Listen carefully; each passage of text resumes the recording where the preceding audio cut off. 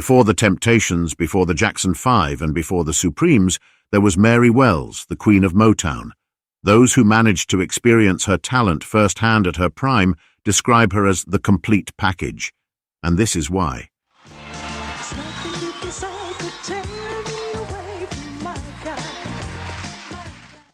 To begin with, her angelic, warm voice was one of a kind.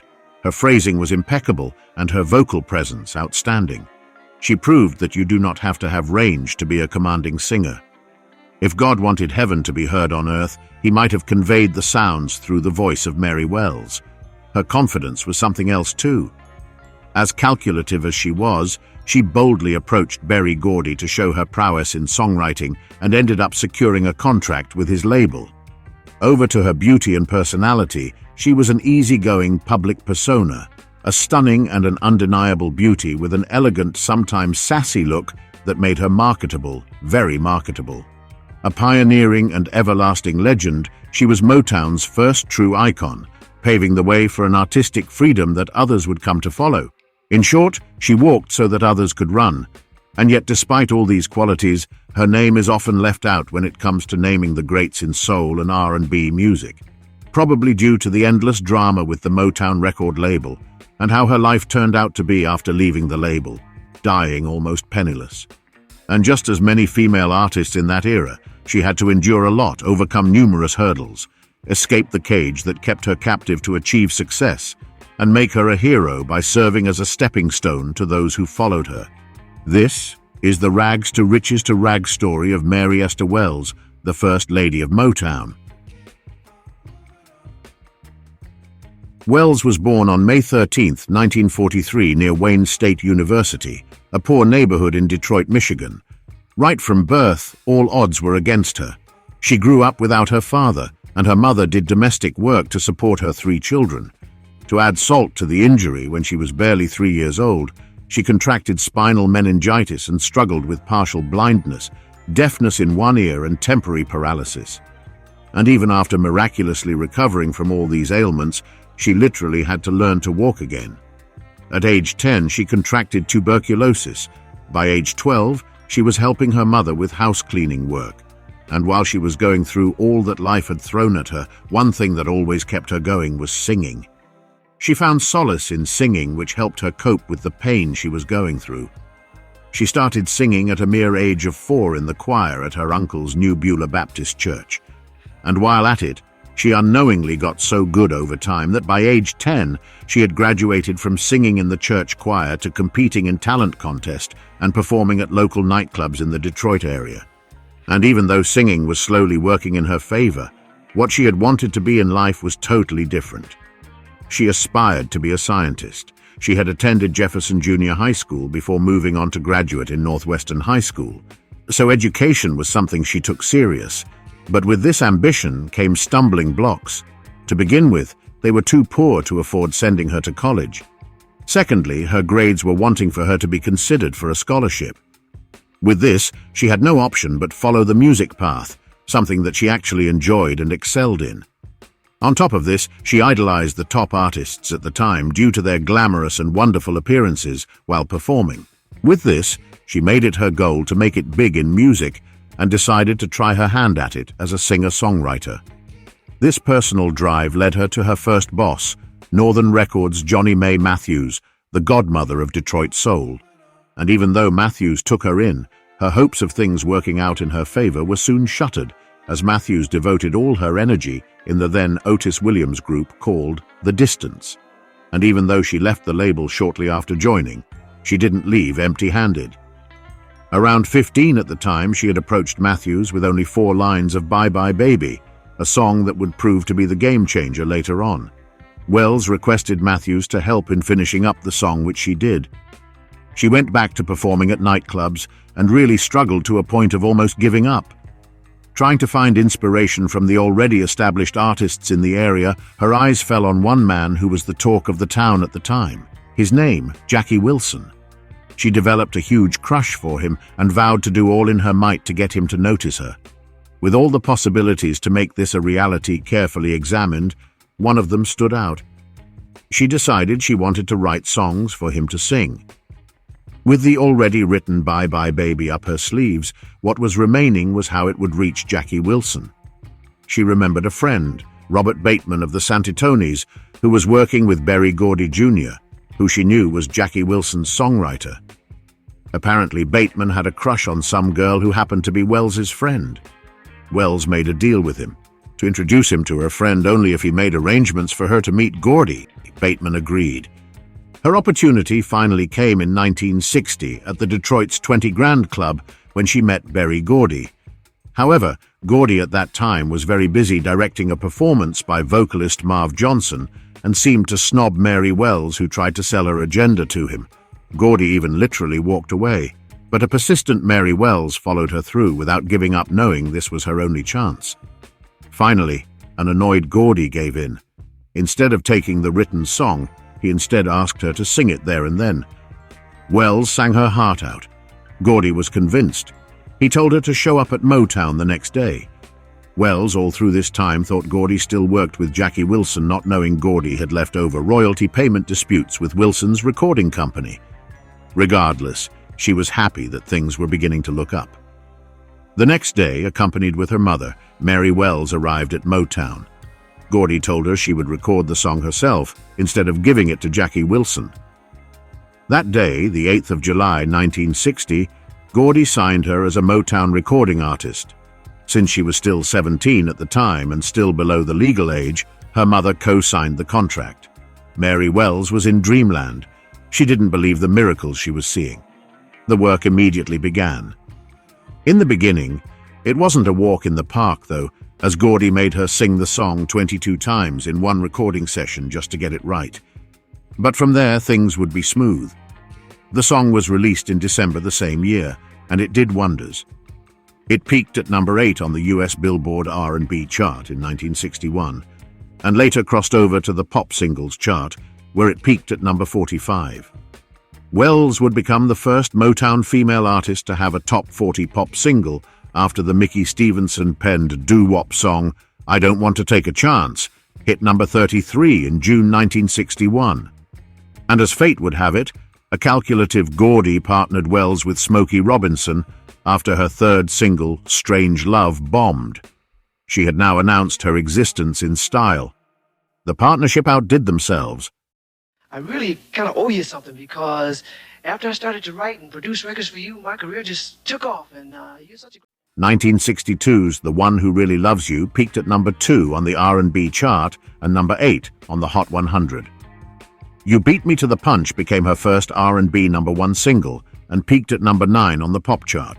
It also helped make Wells the first Motown star to be nominated for a Grammy Award under the Best Rock and Roll Recording category in 1963. 1962's Two Lovers sold over 1 million copies, earning her a gold disc. But the best of them all was 1964's My Guy, which became her trademark single, reaching number 1 on the Cashbox R&B chart for 7 weeks and becoming the number 1 R&B single of the year.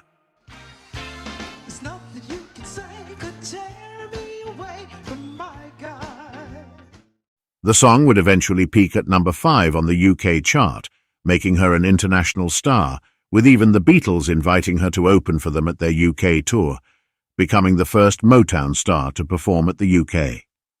To build on this success, Wells was partnered with Marvin Gaye, recording the album Together, which peaked at number 1 on the R&B album chart and number 42 on the pop album chart. Ironically, during her most successful year, Mary Wells was having a lot of problems behind the scenes. What she didn't know was that these problems would be the beginning of her downfall. From contract issues with Motown to being taken advantage of, she experienced it all. And the biggest enabler to all these was none other than Herman Griffin, her first husband. The two had been engaged since 1960, when Wells was only 17 and Griffin was 7 years her senior. They would officially marry on June 23, 1961, when Wells was 18, and even though they would divorce in 1963, the damage had already been done. Right from the word go, their union wasn't received well. Berry and his executives were the first people to show how furious they were. They accused him of marrying the innocent Mary to lock himself onto a rising star. Her friends were another bunch that didn't quite approve the marriage. As to them, Griffin was way older than her and not quite in her league. But to Mary, she saw Herman Griffin as the perfect man for her. She had grown without a father figure, and Herman brought this to the table. She had had flings with her fellow stars, but they didn't appeal to her, as she wanted someone who would take care of her and hold her accountable, something her fellow young stars lacked. You see, Griffin was supposedly a domineering character, with stories going round of how he exerted an unnecessary degree of control over Wells and her career, especially when she started making big money. As a volatile egomaniac by all accounts, Griffin had installed himself as Mary's de facto manager, chaperone, and stage conductor, and despite not being able to read or write music, he was also supposedly Mary's musical director. On top of this, he was also jealous of Mary's success. It is said during the Motown review tours, he would draw attention to himself, geeing up quiet crowds by performing his customary acrobatic moves on stage while she sang. But Griffin's main aim was to cash in on Mary Wells. While Wells saw a husband in Griffin, Griffin, on the other hand, saw a money-minting machine in Wells. This, together with the fact that the likes of Gordy and Mary Wells's friends disliked him, he had to isolate her to be able to advance his plans. And his plan was simple: corrode Mary Wells's mind. First, he made Wells poke holes in her original contract with Motown, a contract she had signed at 17. She felt she wasn't getting her fair share. Secondly, it is said she was very angry that the money made from My Guy was being used to promote the Supremes, who had found success with Where Did Our Love Go? Surprisingly, the hit song had also been promoted using the profits from another earlier hit Motown song. But to her, she saw that Berry Gordy was using the profits to push her then-girlfriend Diana Ross to the top. With all these, she wanted out. And even though Gordy reportedly attempted to renegotiate the contract with her, Wells' decision to be released was final. Herman Griffin's plan had succeeded. What was remaining now was the settlement part.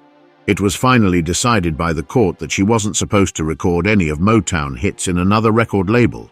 She also wasn't supposed to receive any royalties from her past works with the label, including use of her likeness to promote herself.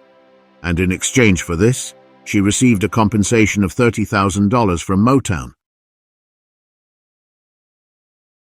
Onwards, and not quite upwards, Mary landed a $200,000 deal with 20th Century Fox in early 1965.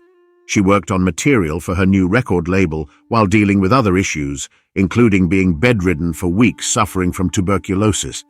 Wells' eponymous first 20th Century Fox release included the first single, Ain't It the Truth, its B-side, Stop Taking Me for Granted, the lone top 40 hit, Use Your Head, and Never, Never Leave Me. However, the album flopped, as did the Beatles' tribute album she released not too long afterwards. Rumors have hinted Motown may have threatened to sue radio stations for playing Wells's post-Motown music during this time. After a stressful period in which Wells and the label battled over multiple issues after her records failed to chart successfully, the singer asked to be let go in 1965 and left with a small settlement. In 1966, Wells signed with Atlantic Records subsidiary Atco.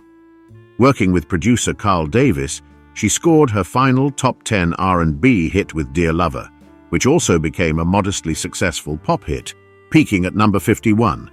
However, much like her tenure with 20th Century Fox, the singer struggled to come up with a follow-up hit, and in 1968, she left the label for Jubilee Records, where she scored her final pop hit, The Doctor, a song she co-wrote with then-husband Cecil Womack. Meanwhile, she had attempted to develop a film career, but only managed a guest starring role in 1967's Catalina Caper. In 1970, Wells left Jubilee for a short-lived deal with Warner Music subsidiary Reprise Records and released 2 Bobby Womack-produced singles. In 1972, Wells scored a UK hit with a reissue of My Guy, which was released on the Tamla Motown label and climbed to number 14. Though a reissue, Wells promoted the single heavily and appeared on the British TV show Top of the Pops for the first time. Despite this mini-revival, she decided to retire from music in 1974 to raise her family. And even though she would make a comeback in 1977 under CBS subsidiary Epic Records, her personal problems throughout her life outweighed her quest to go back to her former glory days. First on her list of troubles and demons was her relationships. Her first marriage with Herman Griffin was hell on earth. Away from Griffin ill-advising her to leave Motown at the height of her success, there was more. The two frequently argued, and Griffin even cheated on her with a prostitute. Disturbingly, he also forced Wells to terminate 2 pregnancies because of her career. And even after their divorce in 1963, her problems were far from over. In 1966, Wells, 23 at the time, married 19-year-old singer-songwriter Cecil Womack, with the couple having 3 kids together before the worst happened. You see, Wells was initially attracted to his brother Curtis, but he was married at the time. So when her career failed to jumpstart, with her in constant distress, she decided to pursue Curtis, with the two having been close for years. Soon enough, they eventually started an affair. This caused a bit of consternation within the Womack family. With all the guilt, it became too much for Wells, and she attempted to take her own life in 1977.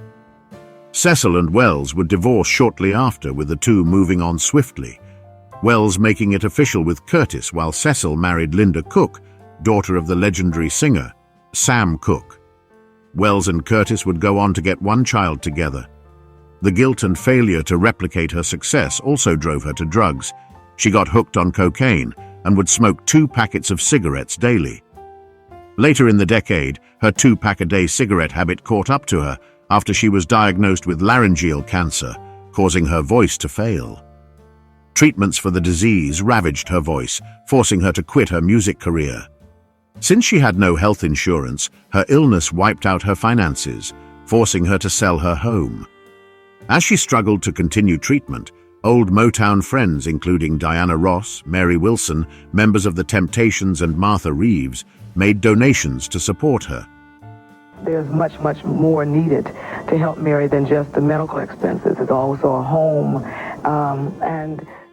In 1991, Wells brought a multi-million-dollar lawsuit against Motown for royalties she felt she had not received upon leaving Motown Records in 1964, and for loss of royalties for not promoting her songs as the company should have. Motown eventually settled the lawsuit by giving her a 6-figure sum. In the summer of 1992, Wells's cancer returned, and she was rushed to the Kenneth Norris Jr. Cancer Hospital in Los Angeles with pneumonia. With the effects of her unsuccessful treatments and a weakened immune system, Wells sadly died on July 26, 1992, at the age of 49. She would be cremated, and her ashes laid to rest in Glendale's Forest Lawn Memorial Park, in a Womack family crypt, ending a somewhat painful, tragic, and an unlucky life. It goes without saying Gordy paid for the funeral, and that of her mother as well. Though her time at her absolute peak was short, Mary Wells' career had been glorious.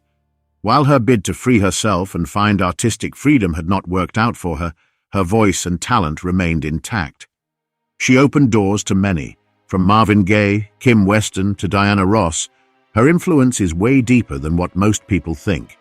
Her luscious looks proved that soul could be sold as sexy to white people, which her former backing singers, the Supremes, exploited in a cutesy way.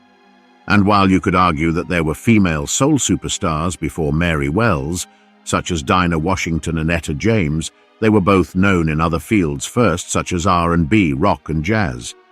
Mary Wells was soul from first to last, the pioneering and everlasting legend of this remarkable Black American music. She was nothing short of amazing. Her only mistake was trusting the wrong people and failure to deal with her demons appropriately. She is definitely one of those few artists you always wonder what would have happened had she stayed with Motown. She might not be as much of a household name as the other greats, but one sure thing is she showed up at Motown at a critical juncture, and her recordings served as a stepping stone for other artists to build on. This is more than reason enough why we should always give her her flowers. We will always remind them of you, Queen Wells.